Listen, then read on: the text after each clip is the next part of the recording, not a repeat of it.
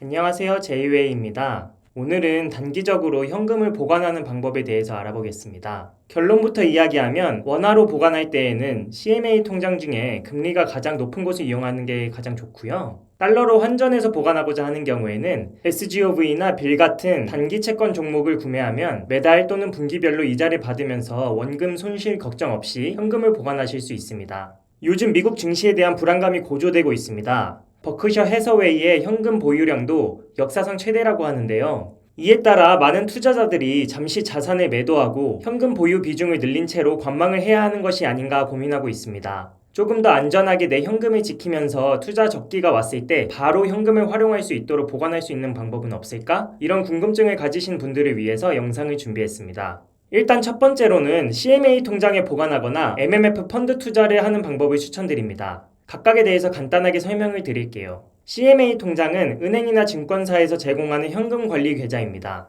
RP형, MMF형, 발행어음형 등 다양한 종류가 있는데 그렇게까지 자세히 알 필요는 사실 없고요. 보통 RP형이 가장 보편적인 형태라고 생각하셔도 됩니다. 토스 파킹 통장은 좀 익숙하실 텐데요. 그것처럼 입출금이 자유로운 통장이지만 그 통장에 현금을 보유하고 있으면 매일 이자가 조금씩 지급되는 방식입니다. 보통 투자를 위해 잠시 대기 중인 자금을 관리할 때 많이 사용됩니다. 예금에 비해서는 금리가 높은 편이고 예금은 특정 기간 동안 자금이 묶여 있어야 하는 것에 반해서 CMA 통장은 언제든지 인출할 수 있기 때문에 유동성이 매우 강합니다. CMA 통장의 금리는 상시적으로 변하기 때문에 종종 체크해 주어야 하는데요. 이렇게 네이버에서 CMA 금리 비교를 검색하면 은행 및 증권사와 금리 리스트가 나옵니다. 자세히 보시면 금액 구간마다 금리가 차등적으로 부과되는 경우가 있으니 본인의 상황에 맞춰서 가장 적합한 통장을 찾아서 개설하고 여유자금을 보관하면 됩니다. 참고로 때로는 CMA 발행어음형이 더 높은 금리를 제공하는 경우도 있으니 이 키워드로 검색을 해서 금리도 체크해 주시면 됩니다. MMF 펀드는 단기 금융 상품 펀드인데요. 은행이나 증권사 앱에서 주식처럼 펀드에 직접 투자하는 형태입니다. 그렇기 때문에 CMA 통장과는 달리 자산 운용 수수료가 부과가 되고요. 유동성은 좋지만 원금 보장은 되지 않습니다. 하지만 매우 안전해서 원금이 줄어들 일은 거의 발생하지 않는다고 생각하셔도 됩니다. 이렇게 증권사 앱의 펀드 페이지로 가서 MMF를 검색해 주시면 쭉 금리와 함께 상품들이 나오는 것을 확인할 수 있습니다. 원하는 상품에 투자를 해주시면 됩니다.